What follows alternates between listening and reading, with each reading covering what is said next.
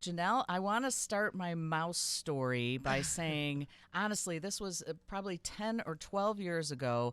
There was mouse droppings. We knew we had a mouse, and we heard we have a loft bedroom. We've closed it off. There's sliding windows. We heard a little bit of noise in the kitchen, so we looked downstairs, and it was a mouse that was trying to get a miniature Hershey bar that he got from the Easter basket of the kids. Oh, wow. Was trying to pull it through a hole in the and just clicking. Not gonna work. And Oh my gosh, how funny. I know. So my husband looks down and took a picture of it because he's like, oh, there's Coco the mouse trying to eat Coco the chocolate. So I'm like, I can't, he's real cute and everything, but I can't live like this. Yeah. So we called a company, and they came over and just scattered basically poison in our house. Right. Poison. And guess what? We still had mice. Yeah. So I called Rose Pest Solutions, and Alvin came out, and he went through he's a really tall guy. Yeah. He went in our crawl space and crawled. He found Good for every him. hole in Heck our yeah. house and put steel wool.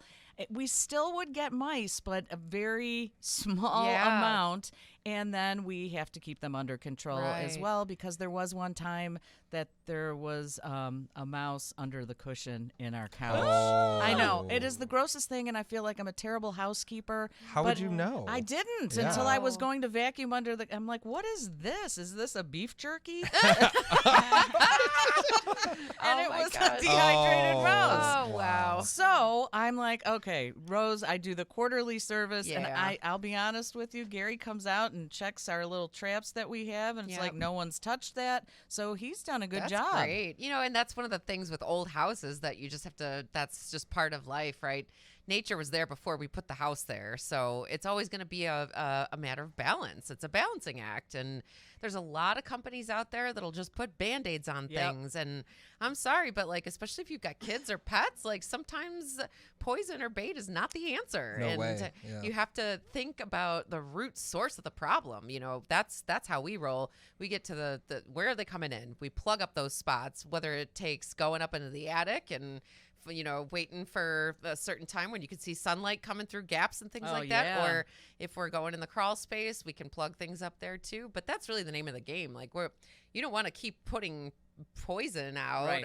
month after month. That doesn't solve the problem. So And sometimes you do need the poison, and we do have it there, and it's Sure. hidden behind things. But as I said, when it's checked, it's not even chewed on. Right. So Yeah. they're not getting in the house that's anymore. great. I That's great. mean, we have all those bait things around the perimeter, the outside of Right. our house, which is, I think, new, right? Like that's Yeah. a cool concept. Like, hey, catch the mouse that's following your house, Yep. right? Like he's trying to make his way. He, she, the Yeah. mouse, right? To be PC about it.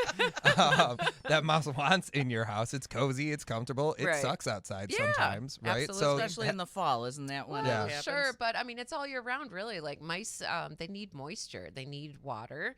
One thing that people might not realize is mice constantly urinate. They can't hold their bladders well. So if you've got activity in the house, if you're opening your drawers, your silverware drawer, and you've got droppings in there, you can guarantee that they've been urinating all over the countertops, or wow. if You you're really know how thinking- to set the tone. I know. for the How listeners.